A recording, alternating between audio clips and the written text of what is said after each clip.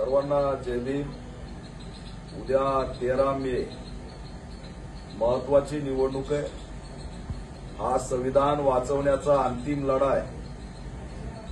समग्र देशभर हजारो दलितांचे हत्याकांड झालेले आहेत। त्यामुळे मी आंबेडकरी समूहाला आव्हान करतोय की इम्तियाज जलील साहेबांची ही जी काही निवडणूक आहे ती मर्यादित त्यांच्यापुरती नाहीये, तर ती समग्र महाराष्ट्र आणि देशातल्या दलित, आदिवासी, मुस्लिमांचं प्रतिनिधित्व करणारी उमेदवारी आहे। त्यामुळे आज मी कळकळीची विनंती करतोय, उद्या संविधान वाचवण्यासाठी, आपलं अस्तित्व वाचवण्यासाठी जे काही या ठिकाणी पैशाचा पाऊस पडत असेल, अनेक प्रलोभनं दाखवत असतील, ते सगळे विसरा।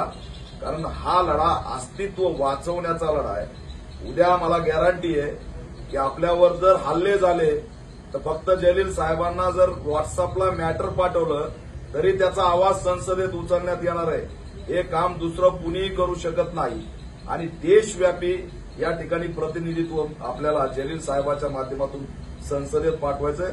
म्हणून मी आव्हान करायला आलोय की या ठिकाणी उद्या 7 नंबरचं पतंग जी निशाणी आहे त्याच्यावरती असणारं शिक्का मारून सर्वांनी बहुमताने या ठिकाणी विजय करण्यासाठी प्रयत्न करावेत। आणि कार्यकर्त्यांना सुद्धा आव्हान करतोय की ताकदीने बूथवरती या ठिकाणी कामाला लागायचं आणि हे उमेदवार म्हणजेच आंबेडकरी सर्व समूहाचे उमेदवार म्हणून दीपक केदार म्हणून या ठिकाणी सगळ्यांनी आपल्या कार्यकर्त्यांनी भूमिका घ्यावी, असं सुद्धा आव्हान करतो।